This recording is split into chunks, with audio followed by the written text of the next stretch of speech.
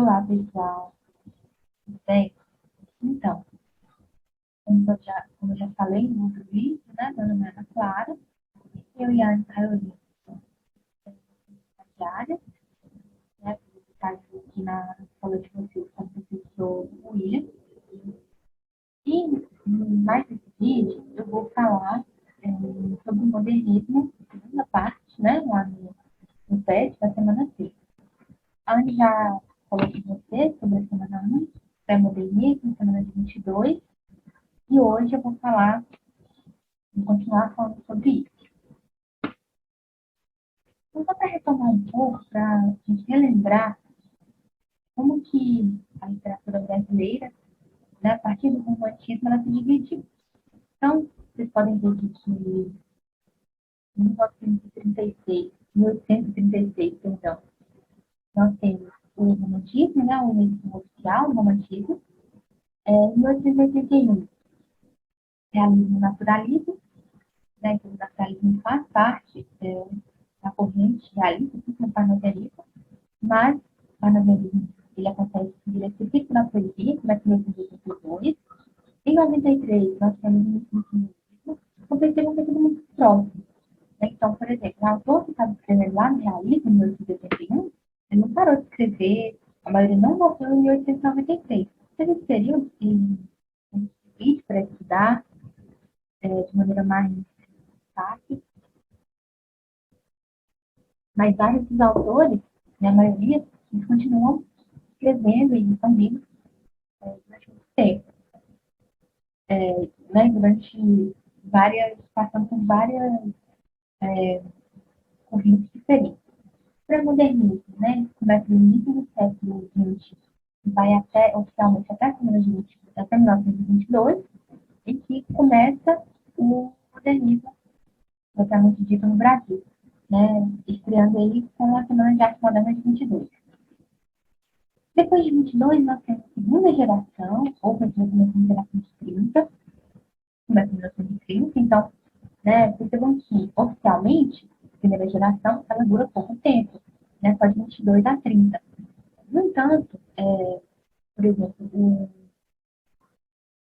o Luiz de Andrade, o Marcos de Andrade, eles não desapareceram a partir de 1930, eles não pararam de escrever, eles continuam durante muito tempo.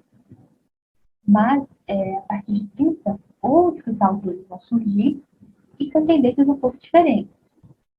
E, por último, nós temos a geração de 45, que, como o próprio nome diz, nasceu em 1945. A partir de 45, né, nós temos aqui alguns autores, né, identidades que também vão chamar de tendências contemporâneas, né, porque a gente está muito próximo da nossa própria época. É o que é escrito ali, dos anos 60, 70 até hoje, é pouco tempo, né, diferente. Então, quando está próximo da gente, é difícil, né, que a gente consiga distinguir, falar, essas são as características da nossa época. Então, é por isso que são apenas tendências, né? Algumas questões mais fortes que a gente vai conseguir identificar nessa literatura que está próximo da gente. Então, depois, passar esse arte. Então, nós chegamos na geração de 30, né? O PET vai chamar também de pós-modernismo, né? Ou seja, considera o modernismo propriamente dito apenas ali no 22, mas como eu disse, né? Muitas das vezes os autores que estão naquela época têm uma ideia diferente do que hoje os livros didáticos trazem, do que hoje a gente pensa. Né? Mas, então, na época, alguns autores realmente, alguns escritores, poetas, consideravam que eles eram pós-modernistas, outros pensavam que não. A geração de 30 era uma continuação da Câmara de 22, então isso aí, nessa nomenclatura, ela vai mudar um pouco. Mas, né, sempre se referindo da mesma época e aos mesmos autores. Antes de falar das características gerais então vamos falar um pouco sobre o contexto histórico.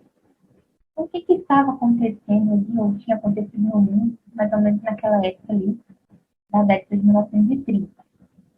Primeira Guerra Mundial, que já tinha acabado, né, como vocês bem sabem, mas que óbvio, deixou muitas questões, né? Impactou muito depois, até depois do seu fim. Então, e a segunda começa em 39 também, né? Então, no final da década. E isso impacta toda a sociedade, não vai ser diferente na literatura. Né? Então, as questões aí relacionadas à violência, enfim, questões existenciais que podem surgir com a guerra desse tamanho, também vai influenciar a literatura, não só brasileira, mas também mundial. Nós temos a queda da Bolsa de Valores em 1929, também devido a questões relacionadas à Primeira Guerra, né? Nós sabemos que os Estados Unidos começam a produzir muito, e quando a Europa vai vai, né, voltando um pouco ao normal, os Estados Unidos não conseguem vender essas mercadorias, todas as mercadorias, o que faz com que a economia entre em colapso. Isso vai afetar o mundo inteiro. E aqui no Brasil, especificamente, nós temos o governo de Getúlio Vargas. Né? Acaba oficialmente a República Velha e o Vargas entra no poder. E, né, isso aqui foi uma história, mas ele faz uma série de mudanças, a nova Constituição, e isso também afeta diretamente os escritores, porque eles têm, é claro, posições, né, políticas, ideológicas, e um momento, né, tão importante na história do Brasil, politicamente, socialmente, isso também vai se refletir na literatura. As principais características, né? O que eu digo principais? É porque é claro que cada obra tem a sua característica específica. Então, dentro até do mesmo autor, eu vou ter fases diferentes. Né? O autor, quando ele começa a escrever, é mais jovem, depois quando ele está mais velho, há diferenças, né? Podem haver diferenças aí na escrita, na temática. E os movimentos, eles trazem muitos escritores, muitos poetas, romancistas, ali dentro deles. Então, nem todo mundo vai escrever igual, claro.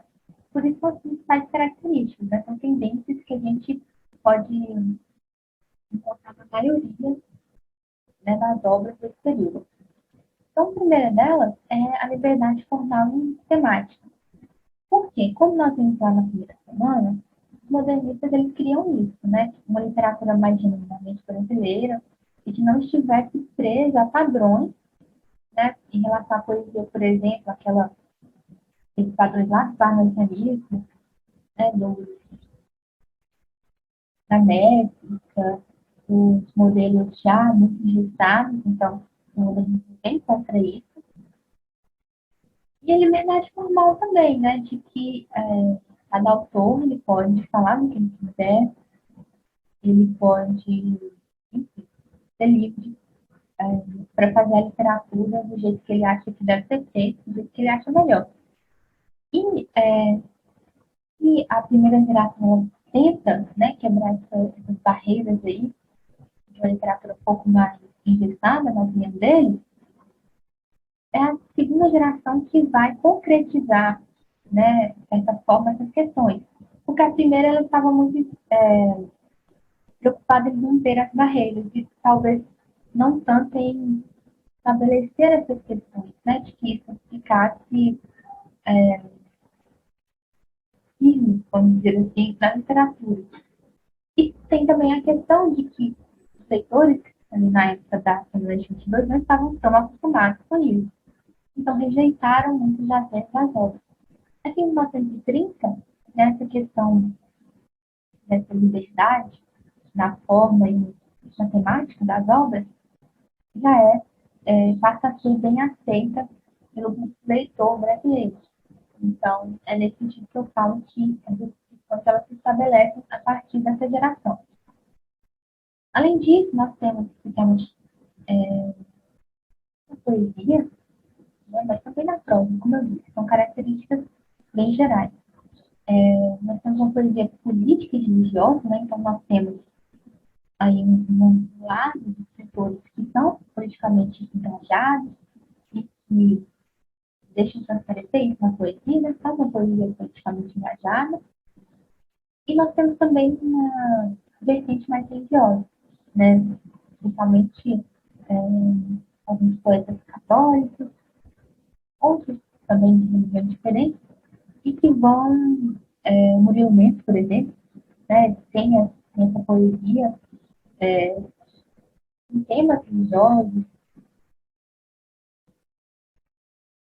ou quando talvez o tema não é necessariamente a religião, Deus ou Jesus, mas há referências sempre à Bíblia, histórias relacionadas a essa questão religiosa. E nós temos, que é o mais conhecido, né, a característica mais conhecida da segunda geração, do pós-modernismo, como sete, é o regionalismo. Então, especialmente na prosa, né, nós vamos ver os escritores fazendo, né, escrevendo os romances a partir da sua região, especialmente do Nordeste. Nós temos também, né, escritores de diversas regiões, Norte, Oeste, Sudeste, Sul, mas é especialmente as obras do Nordeste que vão fazer mais sucesso, né, que não só naquela época, mas hoje também. Nós temos, por exemplo, Jorge Amado, Graciliano Ramos, que vão falar o tema principal é a região Nordeste, o povo, a vegetação, enfim, tudo ali que caracteriza aquela região, os seus estados, ou o pano de fundo da história é também essa região. E isso vai ficar, como eu disse também, o próprio público leitor vai aderir muito a esse tipo de literatura, então vai ser muito popular na sua época, não só hoje, mas na década de 30 também, eram autores famosos e queridos. Uma literatura engajada, como eu tinha comentado no começo, né, de que esses autores, eles têm as suas opiniões, lutam, né, por que acreditam no cenário político do Brasil, que é, como quase sempre, né, bastante complicado. Então, nós temos, né, autores que são, nós vamos ter escritores de direita, né, que apoiam o governo, enfim. E nós temos também escritores ligados com causas socialistas, que são mais de esquerda. Então, isso vai se refletir também na literatura, né? Não que todas as obras tenham esse fio político, mas muitas delas têm. Se a gente pensar também em política, né, no sentido mais amplo, não nessa questão de direita, esquerda, mas pensar, né, em política como tudo aquilo que a gente faz, as nossas ações na vida em sociedade, obras que a gente talvez não vá considerar políticas de maneira mais tradicional, mas que tratam, por exemplo, como vidas secas, de questões da própria sociedade, né, da dificuldade, da pobreza em algumas regiões, de certa forma engajado, né, porque o autor está ali mostrando para o resto do país como é a vida naquela região. Além dessa engajada, dessa prosa regionalista, nós vamos também ter uma vertente de uma prosa psicológica. Né? O Felipe Dantas, por exemplo, que é mineiro, tem livros, né?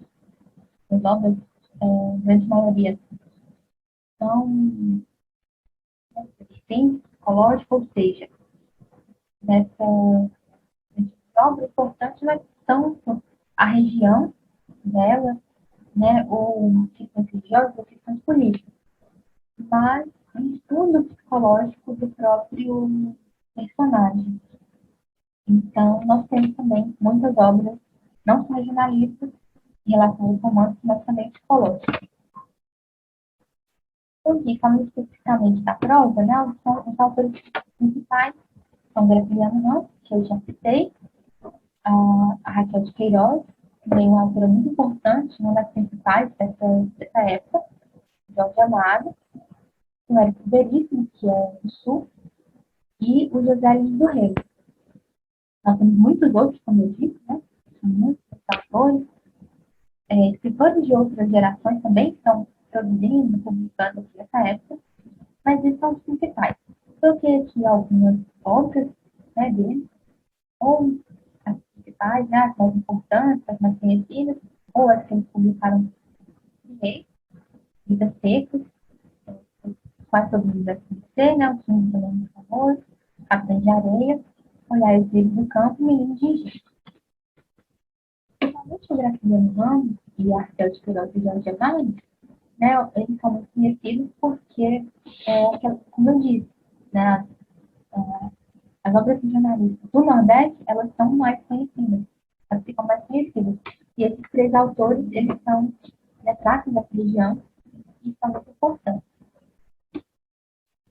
E aqui, para a gente olhar um pouco do que eu já falei, né, teoricamente, mas é sempre bom a gente ver uma obra, é um trecho início de Vidas Secas. Na planície avermelhada, os juazeiros alargavam duas manchas verdes. Os infelizes tinham caminhado o dia inteiro, estavam cansados e famintos. Ordinariamente andavam pouco, mas como haviam repousado bastante na areia do rio seco, a viagem progredira bem 3 léguas. Fazia horas que procuravam uma sombra. A folhagem dos juazeiros apareceu longe, através dos galhos pelados da caatinga rala. Arrastaram-se para lá, devagar, sem a Vitória o pouquinho mais novo, escanchado no quarto, e o baú de folha na cabeça. Fabiano sombrio, cambade, o aió a tiracolo, a cuia pendurada numa correia presa ao cinturão, a espingarda de pederneira no ombro. O menino mais velho e a cachorra-baleia iam atrás. Os juazeiros aproximaram, recuaram, subiram. O menino mais velho pôs-se a chorar, sentou-se no chão. Anda, condenado do diabo, gritou-lhe o pai. Não obtendo resultado, instigou-o com a varinha da faca de ponta. Mas o pequeno terminou acuado, depois sossegou, deitou-se e fechou os olhos. Fabiano ainda lhe deu algumas pancadas e esperou que ele se levantasse. Como isso não acontecesse, espiou os 4 cantos, zangado, praguejando baixo. A caatinga estendia-se de um vermelho vestido salpicado de manchas brancas que eram ossadas. Então percebam aqui nesse trecho, né, que é essa pedacinho da obra, que a linguagem é bastante formal, né, está ali de acordo com a norma culta. Então, a liberdade, quando eu digo liberdade, não é só de ser algo novo, nunca feito, né? Mas também distinguir aquilo que já é padrão, que já é comum. A liberdade vai nesses dois lados. E aqui, o Graciliano Ramos, né, ele traz uma temática nova, que é essa questão do Nordeste, mas especialmente da vida dessa família, né? Então, o livro é composto de várias histórias, né, dessa vida, da vida dessas pessoas.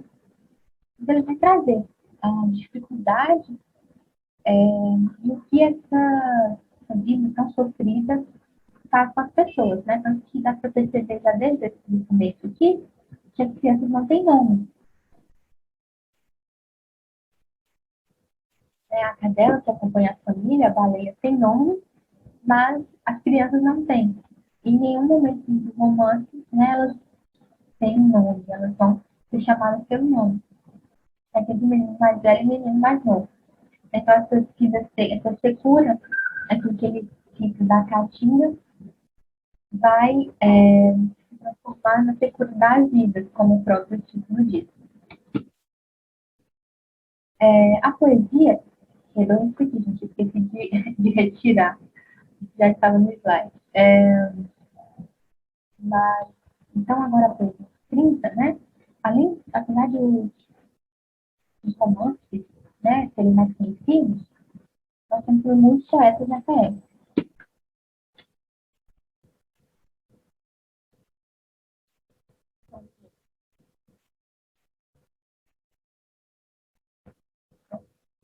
Eu passei de uma principais autores, né, alguns aqui muito conhecidos, são Cecília Meirelles, né, que apesar de não ser tão conhecido, também é um autor muito importante para essa, né, para a geração de 30. Ele é um dos que eu sei, né, da poesia com mais religioso. Nós estamos com Jorge de Lima, Carlos Drummond de Andrade, que junto com a Cecília Meirelles e o Vinícius de Moraes, né, creio serem os mais conhecidos. Então, tem olhos aqui também, fica editado aí, colocar no nome das obras, mas ignorarem. E aí, eu trouxe também aqui um poema da gente ver também um pouco dessas características que já citei da poesia em uma poesia mesmo.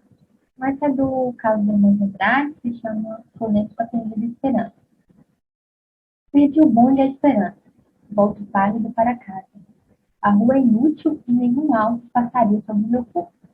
Vou subir a ladeira leita em que os caminhos se cruzam. Todos eles conduzem ao princípio do drama e da sorte. Não sei se estou sofrendo ou se é alguém que se diverte. Por que não? Na noite escassa com um soluço flautino. Entretanto, há muito nós gritamos. Sim, ao eterno. Então, de novo, a questão da liberdade que eu falei, né? Então, percebam que o próprio nome aqui, o autor já coloca, né? Que é um soneto, que é uma forma, né? Uma forma poética já pré-estabelecida. Né? Eu tenho dois quartetos, dois tercetos, então expressam um soneto.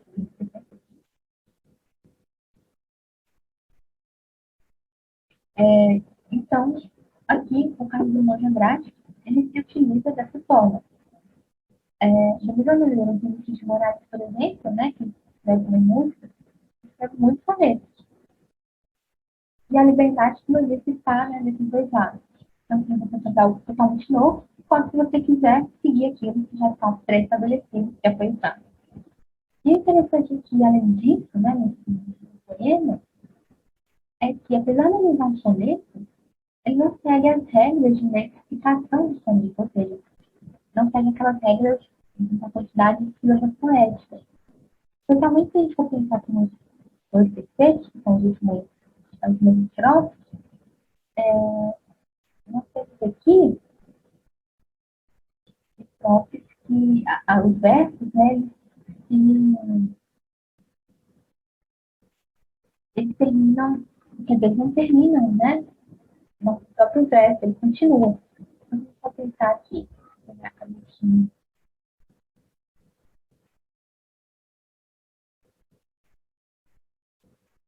A gente for pensar aqui na. Só um minuto. Não para de funcionar, fazer isso. Enfim, aqui a gente vai pensar nesse último, né? Por que não? Na noite escassa. Então, vejam que aqui o verso ele não terminou. Ele termina aqui, olha, com um soluço saltinho. Mas, então, se a gente for pensar bem, seria um verso só, né? Não sei se estou sofrendo ou se é alguém que se diverte. A gente poderia pensar aqui num verso. É, vou com por que não também. Né? Na noite escassa, com um soluço latim. Entretanto, há muito tempo, nós tentamos um outro verso, e a gente poderia contar, talvez, isso aqui como quarto, em ao eterno. Mas, para seguir nas regras do soneto, o autor acabou dividindo, né? Isso poderia ser um verso só, a gente for pensar tradicionalmente seria um verso só, mas ele divide aqui para que ele tenha os três tercetos para que se faça o soneto. Então veja que a liberdade também está nisso, né? De brincar com essas formas, seguir essas normas pré-estabelecidas e que ao mesmo tempo não seguir. Então vamos prosseguir. Depois, né, desse autor, da geração de 30, nós temos a geração de 45, ou, como o PET chama, neomodernismo. De novo, né, o Vinícius de Moraes, ele continua escrevendo aqui nessa época, todos os outros continuam. Eles não morreram, não pararam de escrever. Mas nós temos aqui surgindo, a partir da década de 45, outra tendência, né, uma tendência diferente da geração de 30.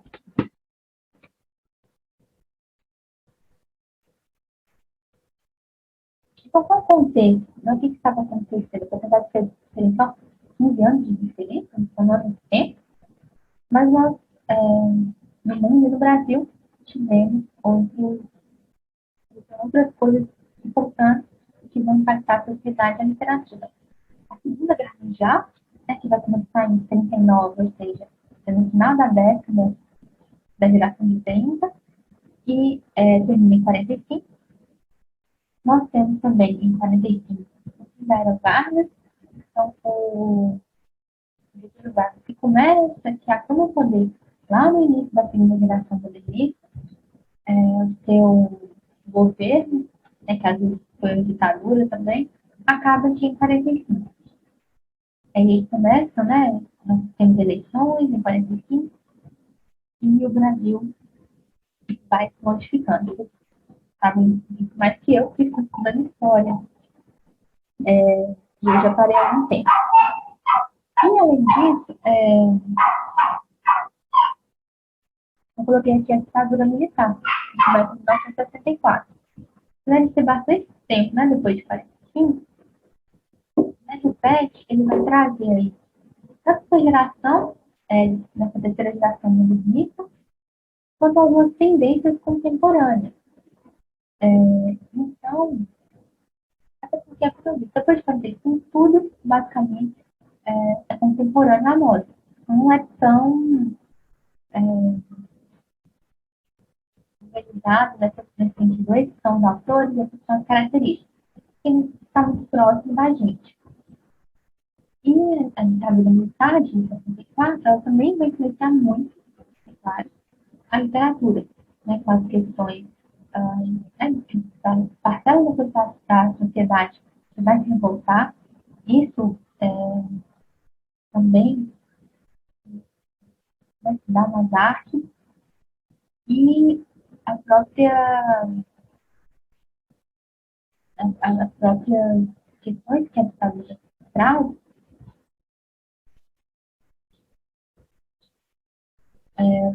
vão influenciar os autores, alguns são mudados para fora do país, enfim. Como o PET traz também alguns autores depois da geração de 45, essa questão da ditadura é um contexto importante. Características. Então, percebo que aqui a gente tem menos principais características ainda. Até porque não só é mais difícil de dizer as características porque está próximo da gente, mas também os próprios autores que compõem essa geração são muito diferentes. Nem eles concordavam entre si que eles formavam um grupo específico, não uma geração específica. Então, eu trouxe duas características que são assim, mais importantes e que vão ser vistas com mais facilidade nas partes das obras. Uma poesia, não é retomada de uma poesia mais tradicional, né, mas ao contrário ali da geração de 22, que quer, né, quebrar todas as barreiras, que é uma coisa moderna, diferente de tudo que já tinha sido feito. A geração de 45 retoma algumas questões da métrica, das formas, das pré-definidas, enquanto as gerações anteriores vinham com o verso branco, que é aquele sem rimas, né? A poesia sem rimas, é o poesia branca.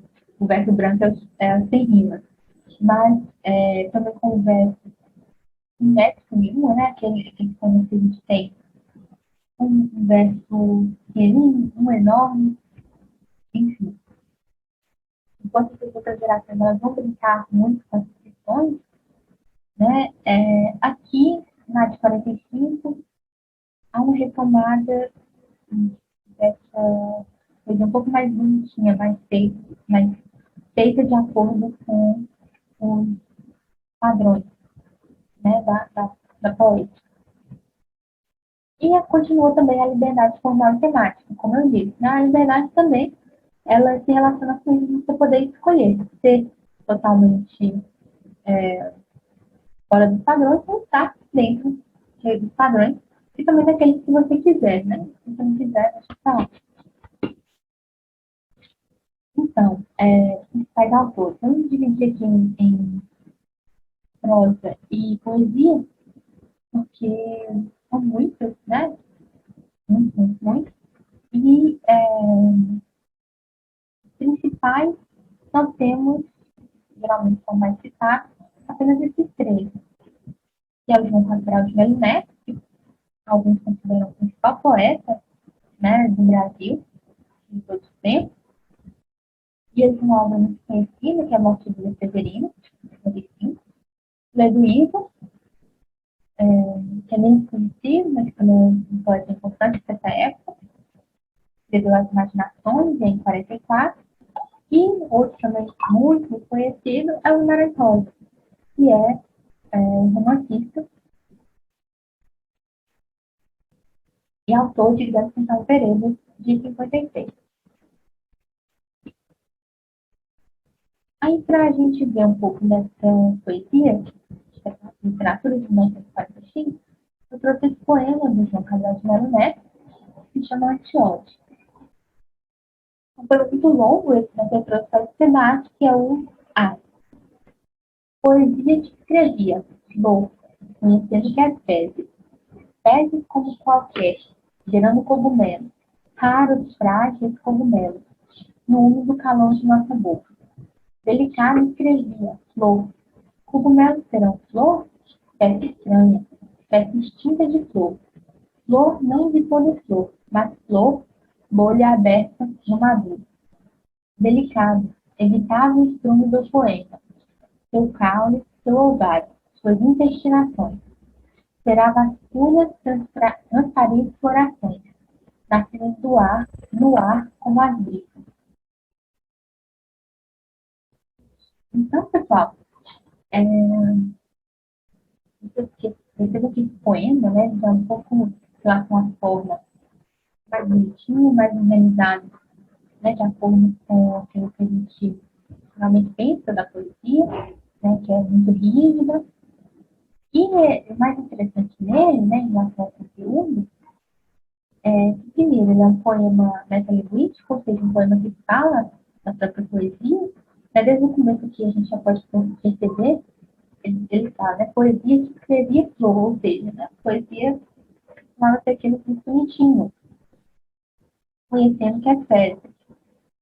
Então, é interessante também esse uso de vários termos, várias palavras que não geralmente estão relacionadas à poesia. É exatamente disso que o poema trata, né? De que a poesia não é só fica bonito, né? A poesia não tem que tratar de amor.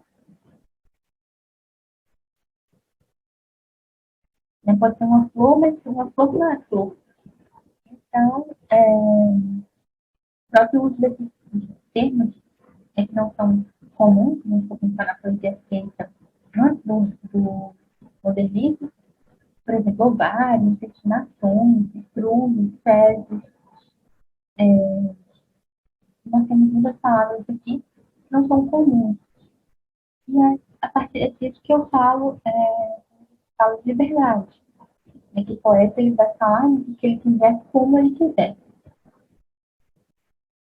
E aí, não faz parte da geração de 45, mas o Pet traz né, o nome dos autores, eu vou falar aqui rapidamente deles, é a poesia concreta.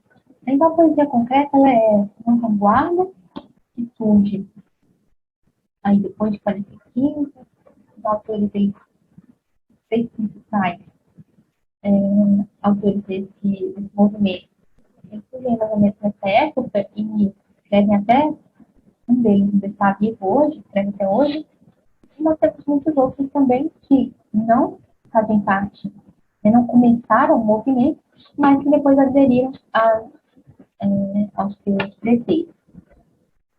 E a principal característica da poesia concreta, né, é o que eles próprios autores chamam de poesia verbo, vocal visual, ou seja, uma poesia que é verbal, visual e sonora. O que isso quer dizer? Né? Os poemas concretos eles vão utilizar a questão verbal no poema, ou seja, o sentido das palavras, visual, como as palavras elas são organizadas no papel, né, ou na tela, e sonora, em relação ao próprio som das palavras, né? Das vogais, das consoantes. Então, é uma poesia que ela é bastante diferente, por isso pode ser uma vanguarda, né?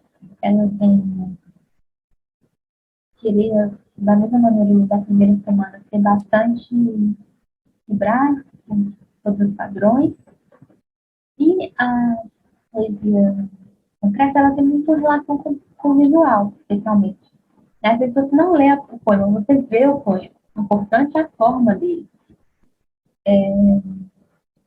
E também isso acaba tendo relação com a própria época, né? A gente pensar numa década de 60, 70, avanço da tecnologia, os computadores.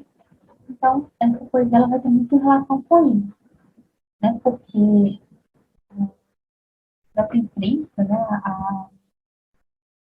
O design gráfico que vai surgir com as novas tecnologias é isso, né? Como utilizar o espaço da tela, o espaço do papel para passar uma mensagem. Então, a poesia concreta ela vai aderir um pouco a esses preceitos. Então, os principais poetas que o Pérez também cita, né? O Décio Natário, o Augusto de Campos e o Haroldo de Campos. Eles são fundadores do movimento, se conheciam e né, começaram esse movimento juntos. E ao contrário do Oswald de Andrade, do Mário de Andrade, que apesar do sobrenome não eram irmãos, o Augusto e o Haroldo são irmãos. Como eu disse, o Augusto de Campos ainda está vivo até hoje. É um movimento que continua durante muito tempo. Então, aqui, algumas das obras principais, eles publicaram antes disso, publicaram depois também. E eu trouxe aqui um vídeo de poemas do Augusto de Campos. E o vídeo, porque é como eu disse, né, tem muito, as poemas têm relação com o som e com a própria imagem. E essa versão aqui do poema foi, foi feita uma animação que eu acho bem mais interessante. Então, acho também a gente perceber o que é essa poesia verbal, sonora e visual.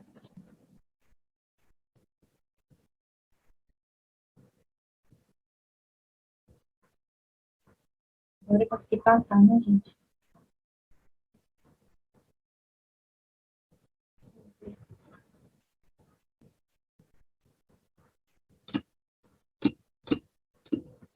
Depois do dia que não vai funcionar,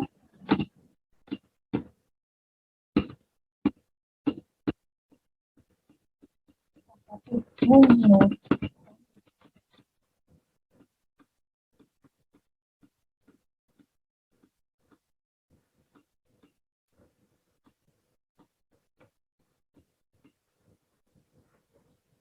Agora vai.